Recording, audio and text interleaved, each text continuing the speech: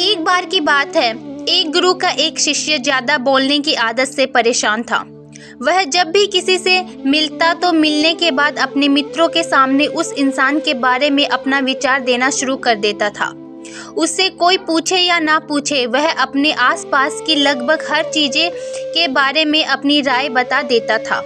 आश्रम में रहने वाले लगभग हर छात्र और शिक्षक के बारे में उसकी अपनी सकारात्मक और नकारात्मक राय थी, जिसे वह बिना सोचे समझे लोगों के सामने रख देता था। जब भी आश्रम में रहने वाले कोई दूसरा छात्र अपनी समस्या लेकर उसके पास आता तो वह उसको पूरी बात सुना देता और उससे सलाह देना शुरू कर देता।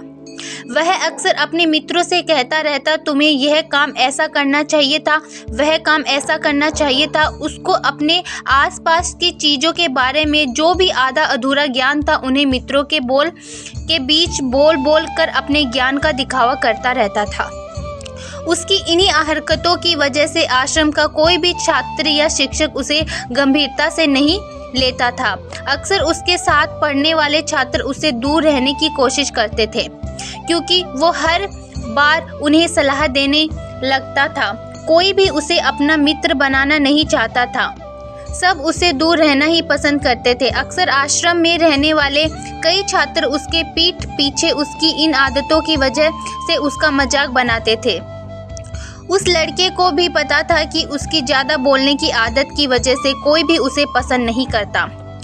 वह भी अपनी इस आदत को बदलना चाहता था, लेकिन वह चाहकर भी हर बात पर अपनी राय देने की आदत छोड़ नहीं पा रहा था।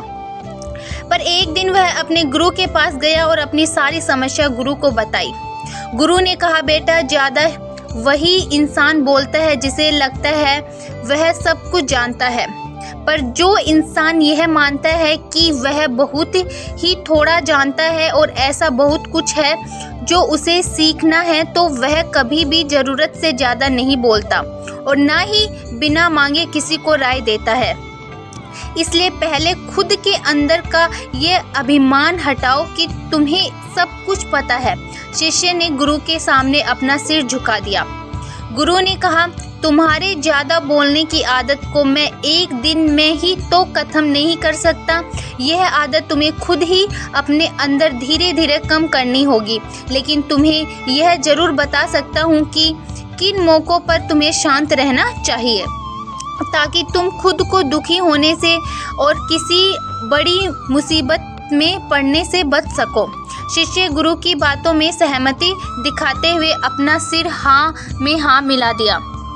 गुरु ने कहा, बेटे, इन 5 मौक़ों पर हर इंसान को अपना मुंह बंद रखना चाहिए। पहली स्थिति, जब तुम्हें लगे कोई तुम्हारे भावनाओं को तुम्हारे शब्दों से नहीं समझ सकता, उस समय तुम्हें चुप रहना चाहिए। अक्सर हम लोगों को अपनी दूर परेशानियां बनाते शुरू कर देते हैं, जबकि हमारे आसपास रहने वाले ज़्यादातर लोगों को इससे कोई मतलब नहीं कि हमारे जीवन में क्या गुजर रहा है। हर इंसान को केवल खुद से मतलब होता है। वह केवल खुद के बारे में बात करना चाहता है। वह केवल खुद की तारीफ सुनना चाहता है। उन्हें हमारे जीवन की परेशानियों से कोई मतलब नहीं और ना ही वह सुनना चाहते हैं। हो सकता है 1 या 2 बार वह तुम्हारी दुख भरी कहानी सुन भी ले, लेकिन उसके बाद तुमसे दूर भागना शुरू कर देंगे, क्योंकि कोई भी किसी दुख और असहाय इंसान के साथ रहना पसंद नहीं करता। इसलिए कभी भी अपने कुछ करीबी मित्रों और परिवार वालों को छोड़कर किसी ऐसे इंसान को अपनी परेशानियां न बताएं जो तुम्हारी बातों को समझने के बजाय तुम्हारा मजाक बनाए या तुम्हारी मजबूरी का फ़ायदा उठाए। दूसरी स्थिति, जब तुम्हें यह ना पता हो कि किसी विशेष मौके पर क्या बोलना है या किसी विशेष घटना के बारे में आधा अधूरा ही ज्ञान हो, तो ऐसे मौके पर तुम्हें चुप ही रहना चाहिए।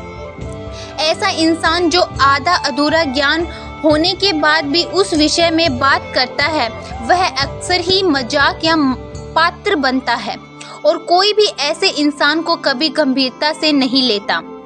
अपनी बात प्रभावशाली तरीके से वही इंसान रख सकता है जिसे उस घटना या विषय के बारे में गहराई से जानकारी है। इसलिए कभी भी आधी अधूरी और इधर उधर से मिलने वाली जानकारी के आधार पर लोगों से अपनी बात मनवाने की कोशिश ना करें।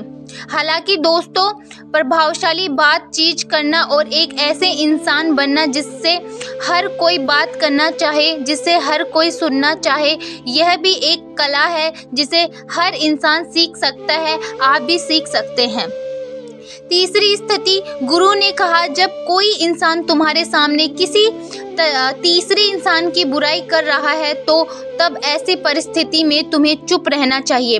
तुम्हें कभी भी ऐसी नकारात्मक बातचीत का हिस्सा नहीं बनना चाहिए, क्योंकि आज जो इंसान तुम्हारे सामने किसी तीसरे इंसान की बुराई कर रहा है वही कल किसी और के सामने तुम्हारी भी बुराई करेगा। और इस बात की ज़्यादा संभावना है कि आज तुमने अगर उसके हाँ में हाँ मिलाने के लिए तीसरे इंसान की जो बुराई की है, कल रिश्ते ठीक होने पर वो तीसरा इंसान से कहे कि तुमने इसके बारे में क्या क्या कहा था, तब आपकी क्या ही इज्जत रह जाएगी। विचार करो।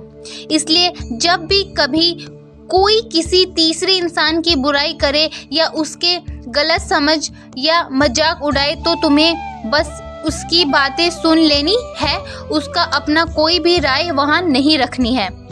चौथी स्थिति, जब कोई तुम्हारे ऊपर गुस्सा करे और तुम्हें अपमानित करने की कोशिश करे, तब ऐसी परिस्थिति में तुम चुप रहकर सामने वाले के गुस्से को कम कर सकते हो और स्थिति को बिगड़ने से बचा सकते हो, क्योंकि क्रोध एक ऐसा मानसिक स्थिति है जो बुद्धि को हर लेती है।